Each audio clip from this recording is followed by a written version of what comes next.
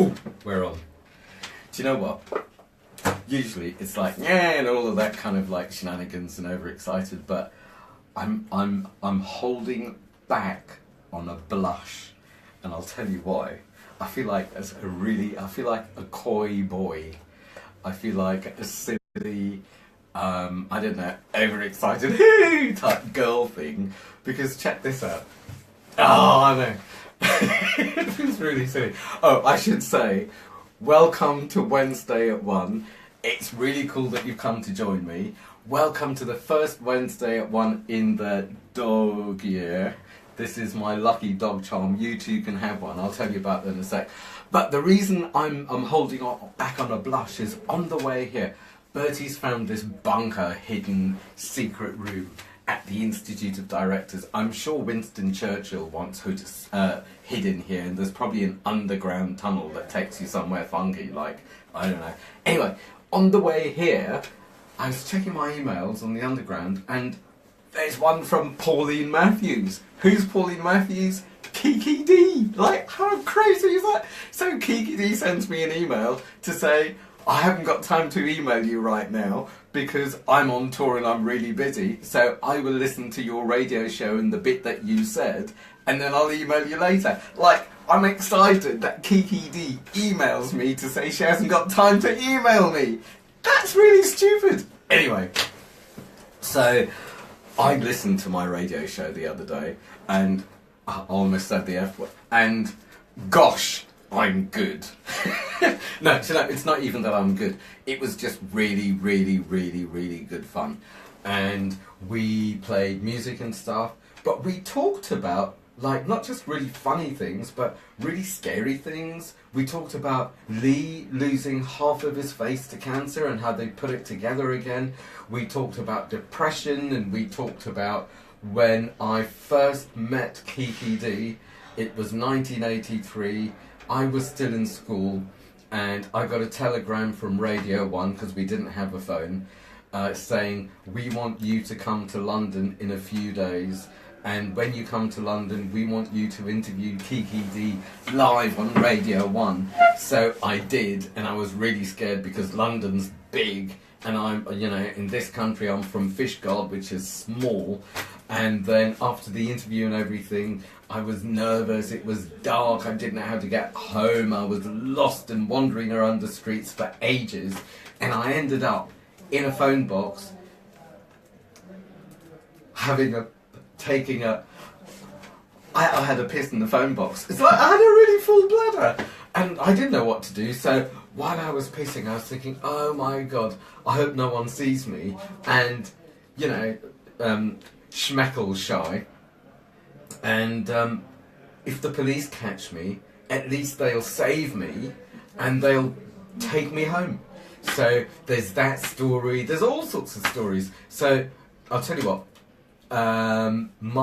what we'll do is stick a link to my newsletter, and in the newsletter there's a link to the radio show, and there's all sorts of music from Bugsy Malone, King of the North, to the rarest of rare grooves with Laurel and Mellow Mellow right on, to Lee's music, LeeMichaelWalton.co.uk, to Kate Bush, to all sorts of crazy stuff. So listen to the show. It's going to be every fourth Thursday for a couple of hours. And if you want one of these, so this is my, can you see that? This is my lucky dog.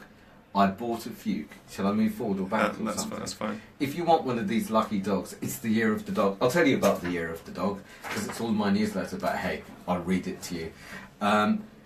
Go to themanwhisperer.co.uk, and I think at the bottom you'll find my mailing address, which is the Pirate Castle, Oval Road, Camden Town, NW1 something or other. Send me an SAE and I will send you a lucky dog. That will change your life. The thing about the dog year that's so much better than the rooster year is, it's safe to say that now we're no longer in the rooster year, so I'm not going to get my eyes pecked out, is the rooster is really lonesome. It's like the Lone Ranger. on its own, top of the hill, superior, calling everyone stupid and being judgmental. It's lonesome. The dog year is so much more about community, being part of the pack, collaboration, playing nicely, playing not nicely, finding the boundaries, tail between the legs, going off in a huff, coming back, making up, and relationships. Relationships can be painful, relationships can be insecure, relationships are really important. And the sad thing is most men don't have friends, it seems. A lot of men have people they do stuff with, people they drink with, people they do with, but few men have real friends that they can just hang out and say nothing, or just hang out, be together. So the dog year is license to go out and hang out and make some friends and meet people. Like, how do you do that? Where do you go? Peter Nicholas is watching. No! Hjollevelin boy. We were brought up on the same street. How cool is that? I don't remember what number. What number was Peter? Were you from number 29? Because we were number 18, eh? 20... Doesn't matter. I'm boring the world by trying to figure out what number Hjollevelin Dafrin you were living on. Anyway, so I was talking about... And that's the thing. Do you remember 1977, the Queen's Silver Jubilee? We had this huge street party. We won all the prizes in all the villages nearby with our floats. And on the float, I was the Archbishop of Canterbury, and I remember the women saying, "Oh, we'll show them we're not racist, we can have a colour..." Oh no, I'm not coloured anymore, I'm off colour. A coloured Archbishop of Canterbury. And what was my brother? He was the footman. But yeah, I am so grateful that I was brought up in a small community, and my family are a social family, because it set me up for life. And now I'm in London, it's like my thing is creating community, sharing community, people having friends, people being able to communicate and get on with it and play nicely, or even not play nicely. Do you know what? There's this thing that I was going to talk about. What was it? I put it on Facebook. What was that term? The face... Ah! I'm going to find it. I'm going to find it. I've been having dreams. I had this one dream the other day where there were all these people. Lloyd Logan is watching, and Lloyd. And Peter Nicholas says it was number 29, mate. Oh, between the Virgos and I don't remember who lived to number 30 now, 29. So, your face for pieces of gold. So check this out. I had this dream this morning. Do you ever have dreams where it's like a soap opera and you go back to the same dream and it's the same people and similar stuff happens? So I had this soap opera dream, and I've only had it 2 or 3 times, and I'm kind of living in this really nice kind of house thing in the countryside, a little bit like the Teletubbies or something like that, but a lot blinger and a lot posher. And some people would come and pick something up. So during the dream, these people come to pick something up from me, and then we're outside the house, and there are all these kind of dead people wandering around. They're not nasty dead. It's not like the Thriller video or anything like that. It's like they just happen to be dead. They happen to be kind of spirits, and we could all see their faces, and we kind of seem... It's like dogs running around or something like that, or what do you call them? Chicks. Not chicks as in a derogatory term for females, but chicks as in newly hatched ducklings or something. So there are all these kind of ghosts wandering around. You can see their faces, and we're quite happy to have these people around. And then it crosses my mind, or what's put in my head is your face for pieces of gold. And the deal was, I don't know what this means, the deal was, I understood in my dream, that if I allow some of these ghosts or some other ghosts to have my face, which would be freaky because then I see my face on these dead people's bodies, then they would reward me by giving me pieces of gold, riches I'm guessing. So it's like I woke up thinking, my face for pieces of gold. What does that mean? What am I supposed to do? And yeah, anyway, sidetrack. I had another dream the night before, and I was at the same place, at the same house, and there were loads of people around, and of all things, my grandmother died, God, I don't know, a long time ago. I love my grandmother, and in the dream, for some reason, my grandmother and I were dancing. You know, not like modern dancing, we were dancing, and it was just so wonderful to be with my grandmother. And I remember when I was a kid in Africa, I will show you, when I was a kid in Africa, I was a good kid, and my grandmother and I would go and lie down together in a dark room and have a snooze. And it was just bliss. It was calm, sacred, holy, wonderful, safe, grandmother-grandson space. So this is me. Can you see that? This is me in Africa with my dog Sheriff. Who let the dog out? Ooh. Anyway, so enough babble. I'm going to tell you about welcome. So this is a printout that my wife did. This is my my newsletter. So the dog is grounded, salt of the earth, loyal, loving, and will naturally sniff out the good, the bad, and reveal the ugly. That's the big thing I really believe is going to happen this year. Is there's a lot. I mean, look at what's happening with Oxfam and God knows who else, and with politics, with business, with all sorts of things. I kind of feel like the lid's going to be taken off a lot of things, and we're going to really know what's been going on. So the good, the bad, and there's going to be a lot of ugliness revealed.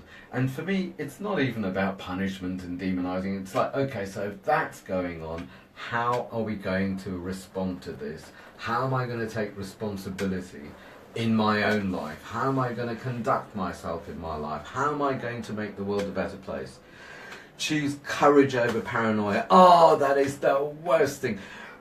Tail between the legs dog, whipped dog, being sent to the doghouse. It's like dogs are salt of the earth, that paranoid that they've done something wrong. So I'm not really only describing dogs. For me, what I'm trying to, what I hope it comes across in the newsletter, is the energy of the year is similar to the energy and behaviour of dogs. So be aware of the energy. It's like going to a party. If you go to the party and you know that at this party they're a bit rough, it's going to be noisy, they're going to be a bit, you know, whatever, then you know how to respond to that and how to behave. If you go to a party and they're a bit posh and they don't like you messing things around and, you know, dare not sit comfortably because you're going to mess up their cushion, then you know how to behave. So this year, being the year of the dog, what I'm going to read you is the energy of the year. So how do you wish to relate to it? Knowing that it's about truth, it's about being part of a community rather than a lone ranger and a lonesome cowboy. And it might be paranoid, it might be second guessing, it might be I'm doing everything so right, but I'm really paranoid that someone's going to think this. And dogs second guess. Dogs have got a sixth sense, and they can sniff out what's good and what's bad. They can sniff out trouble before it happens. They can sniff a lot out, but all the same, they can be really paranoid about what people think of them. So be aware of that. Anyway, I'm going to try and babble less and read some. Choose courage over paranoia. That's the courage to be vulnerable, the courage to take part. Because playing small, what's the point of playing small and being in control? What's going to happen? Nothing. You're going to be disconnected and lonely and die. You need to be touched. If you don't get touched physically, emotionally, then you're going to die younger. And you don't want to die younger if you've got, I guess if you've got a crap life, then yeah, maybe you want to die younger. Have a good life.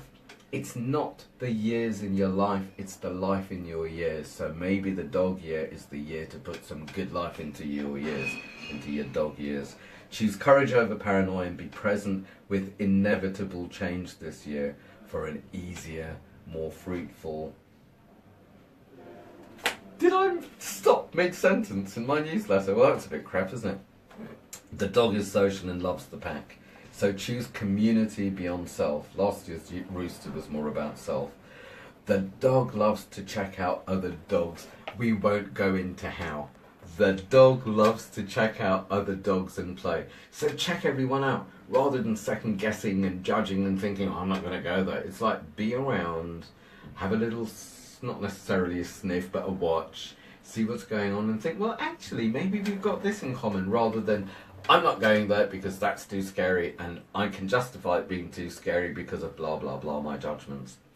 So collaboration rather than competition may be the order of the day. Lorraine Adabawale is watching. Lorraine! I was thinking about you today. I hope your book's going well, and I really look forward to checking in with you and seeing you Carola and Rice's at the end of the month, hopefully. Collaboration rather than competition. Which is very much, I would say, that boys compete. Men, mature boys, men, collaborate, men share. Don't need to be so pecking order or so, I don't know, nasty in the playground. And I would say that this is the way that business is going as well. Old-fashioned business is all about hierarchy and competition, secrets and lies. I think the dog is going to help us change into non-hierarchical, transparent, collaborative sharing, which is more the female way. I should be dropping a name here to make myself look cool, because I was in a book, and I don't remember what it was called, by 2 New York bestsellers, and I don't remember their names as well. And it's about how business is going from masculine to feminine. And last night, Bertie and I were at the RSA reinventing work from Francis, what's his name? I always think De La Tour because I really fancied her, that woman from, what was that 70s TV show? Bertie forgot to stand for the phone. Now he's holding the thing and it's aching. Anyway, yeah, Francis something or other, reinventing organisations. Anyway, I'm waffling on again. So collaboration rather than competition may be the order of the day. The dog loves to know where it stands and to be rewarded for good behaviour. So clarity of communication, accountability and feedback, stroke rewards, like doggy biscuits, Scooby snacks, for a job well done. Do you know, that is so important because I am just so bored of people bitching about this one didn't do that, that one did that wrong, rather than this is what I need, these are the boundaries, this is the structure, when you've done it, let's get together and let's debrief it, and then descriptive praise about this is what was done right. I learnt the term descriptive praise from my friend Noel Janice Norton. Noel is the founder of the New Learning Centre, which has taught me so much about communication. And the New Learning Centre is where I did my parenting skills studies. Next Saturday, the first Saturday of March, is my Men Facilitate training for men who want to and women who want to facilitate men's groups or conscious conversations, etc. And Noel's going to come along, and I think about 6 or 7 other people are booked right now. But it's all about parenting, and it's all about communication. And I have used my parenting skills, not just with my clients and their kids. More than anything, I have used my parenting skills in the boardroom, with boardroom bullies and public school boys and everyone. It's across the board. Very basic. Anyway, I digress as usual. The dog has a strong sixth sense. It's honourable, fair and just. So follow hunches and stay grounded in the present, beyond fears and fantasies. How many people react from their fears and their fantasies or their experience from the future, and then they're kind of like building on the stuff that doesn't even exist or hasn't even happened, rather than being clear here and now about what's going on. And if you're not clear, find out and then respond rather than reacting, and come from reality rather than fears and fantasies. Anyway, I hope I don't sound like I'm preaching. So don't try your luck, as justice will prevail and karma will bite you on the bum. On the other hand, you don't want to be sent to the doghouse. Fair play in the park adds to popularity, where bullying and it's my show. Bullying and bullshit will result in exclusion. Oh my God, it is so sad the way that bullies, whether it's in the playground or the person that owns the business or the person that's the most popular in the group, people are around them and they're popular, not because they're nice, not because they're fun, not because there's anything good happening, but because it's my ball and it wasn't a goal. And if it's a goal, then I'm taking my ball and I'm going home.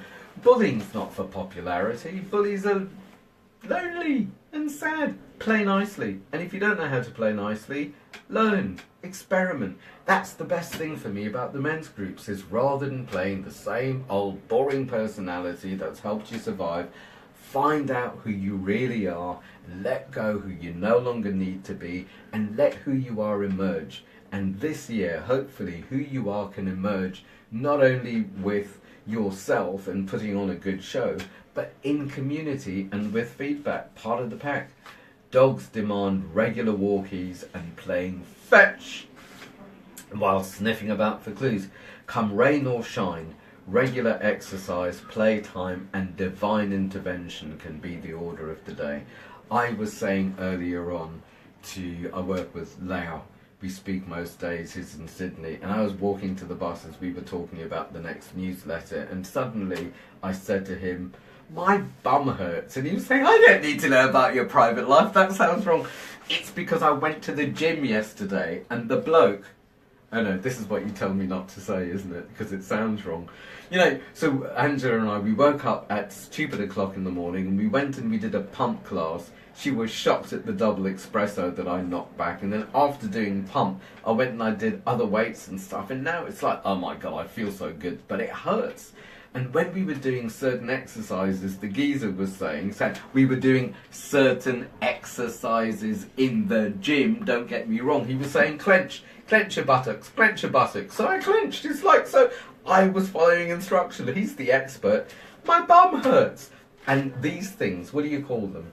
Triceps. And yesterday we were at the RSA and I needed to get up to go to the loo. So I stood up, tried to put a shoe on. It's like, oh my God, these things, what do you call them? Inner thighs.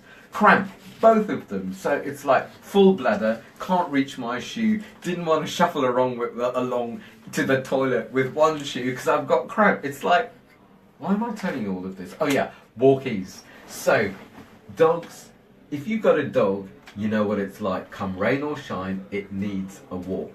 Now it's your turn. Now it's my turn. So yesterday I went to the gym. Hopefully later today I'll go to the gym. I need to exercise. I'm going to take that from the dog here and I'm going to give myself walkies and a run around. I'm going to play fetch with myself.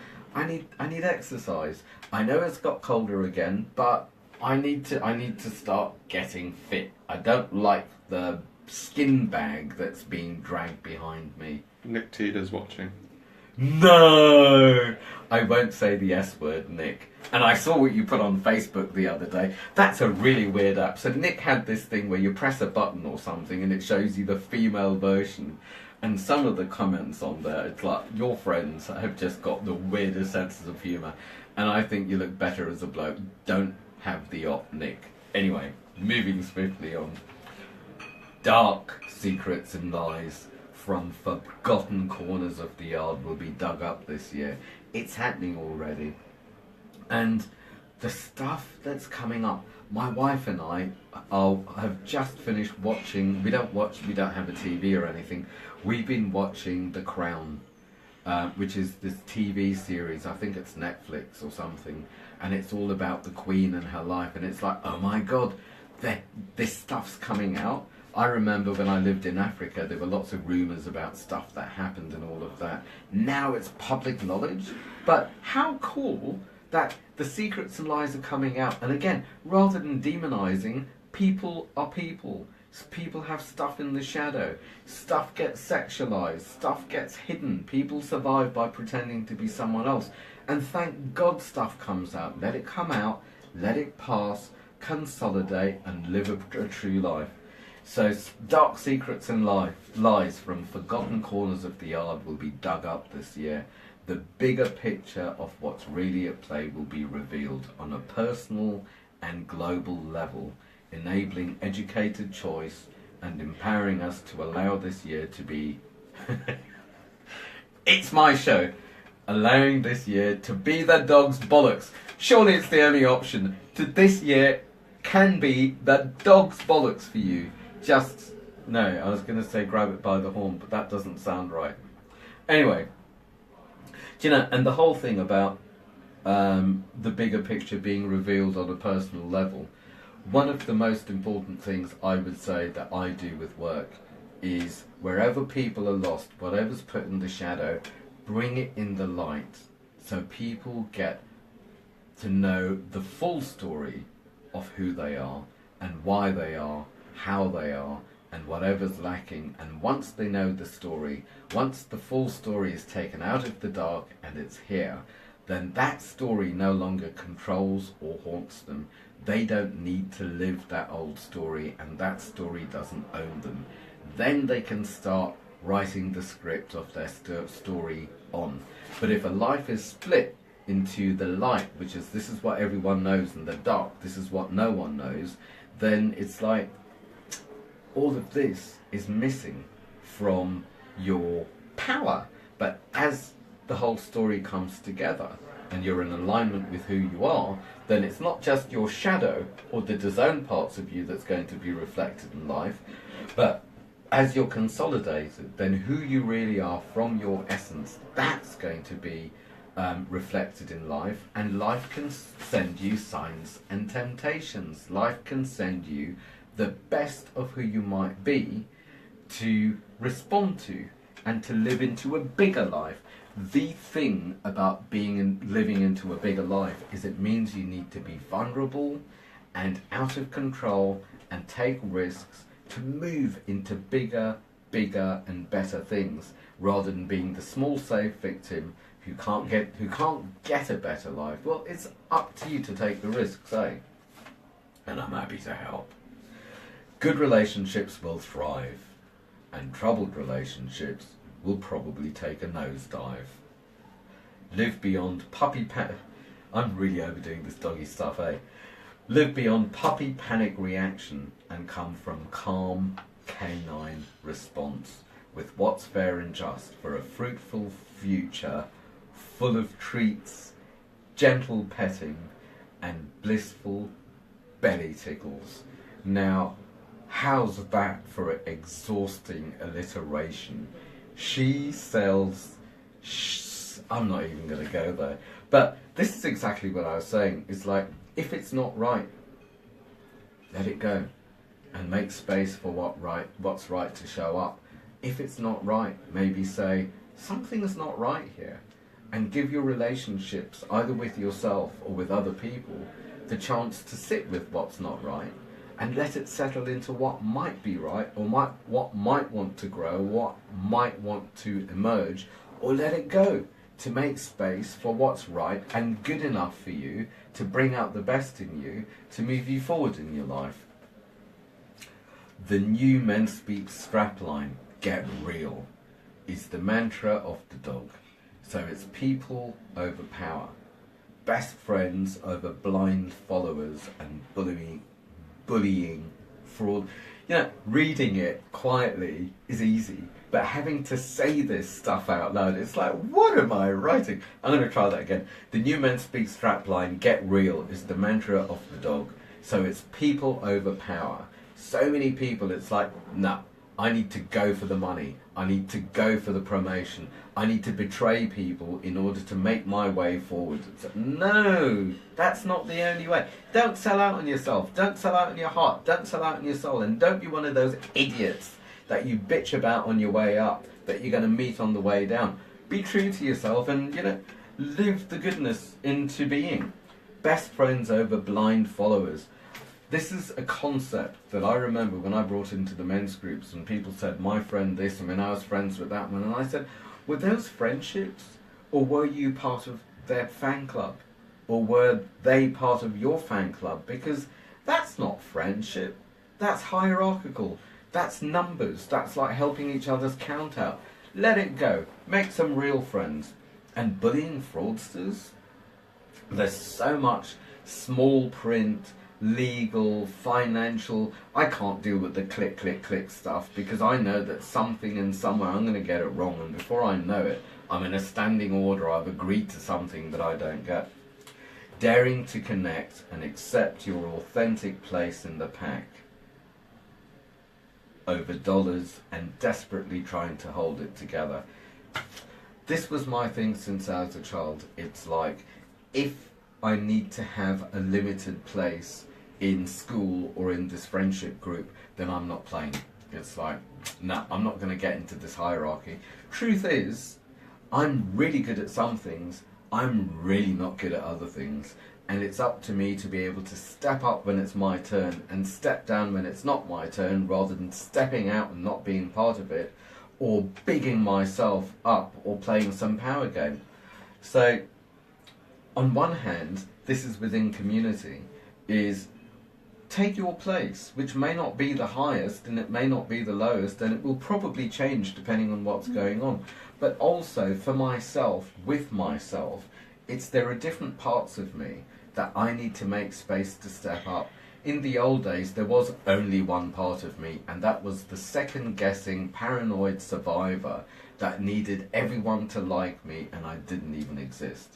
And then I grew into, actually, I don't need to be so scared. I don't need to keep choosing fear. I can come from love, and I can come from vulnerability, and I can come from connection. So now, in front of you in the camera, there's a part of me that actually kind of is quite used to the camera on me, and kind of likes that I'm going to be hanging out with, how many people, about 100 and something usually watch these things, and then it's passed on. I like that. There's another part of me, when I meet Kiki D the next time, then I'll probably turn into that shy little boy who first met her when I was a kid. After that, we hung out a few times, actually. We went for lunch. She almost hoodwinked me into taking her to the Ivy. I didn't know the Ivy was this posh, expensive restaurant. This is probably a decade or two ago. We used to speak on the phone. I remember once it was at the Carlton Hotel or pub in Maida Vale, it was on Clifton Hill, and she came up to me and said, "Excuse me, I hope you don't mind me bothering you, but aren't you Kenny D'Cruz?" And it's like, oh my god, it's the other way around. Anyway, I'm digressing again. What I'm trying to say is, you don't have to bully, you don't have to be the best. Be real with other people and with yourself, and let the relevant parts show up.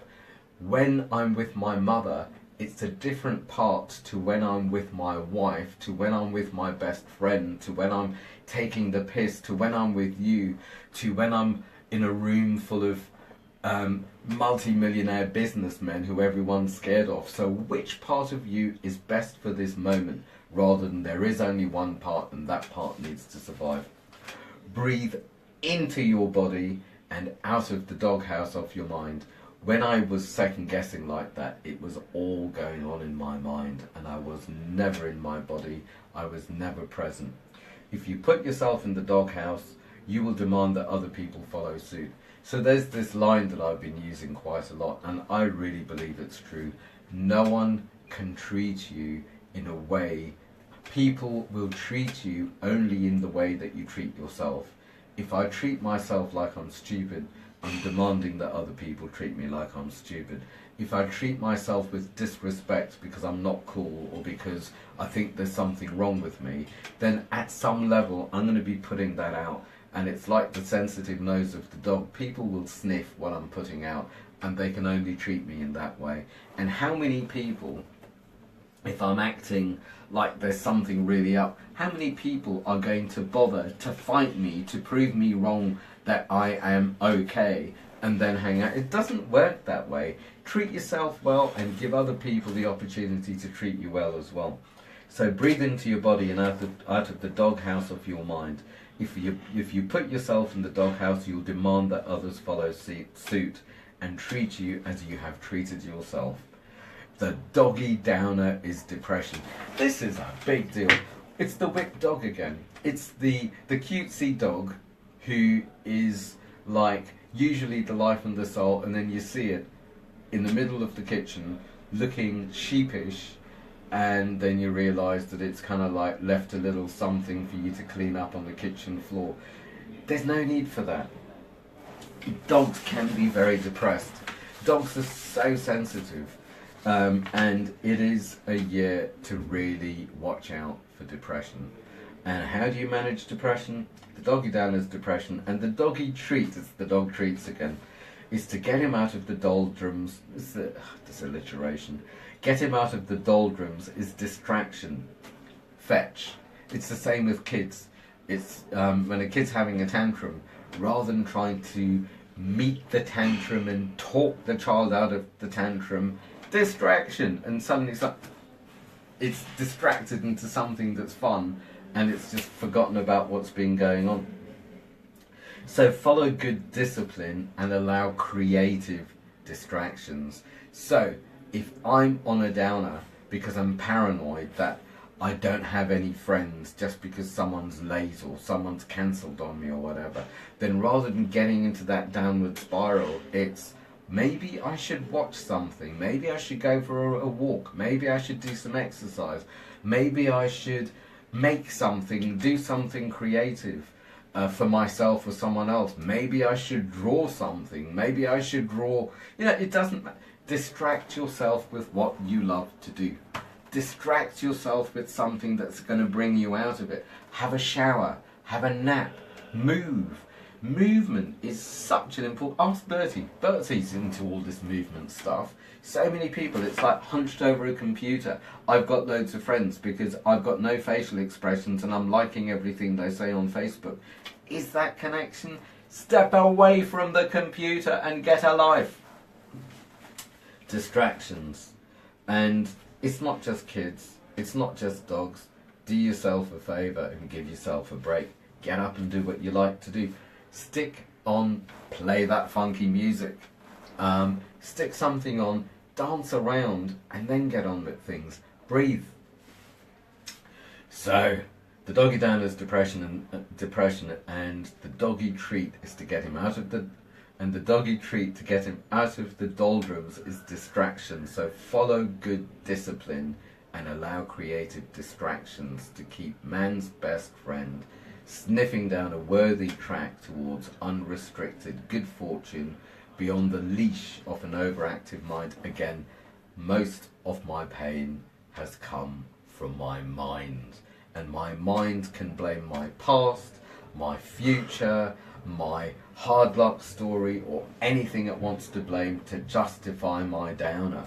Another thing about dogs, it's like, I remember when we had, well, you met Sheriff, we used to have guard dogs in Africa. They were all Alsatians, so Sheriff's one of the pups.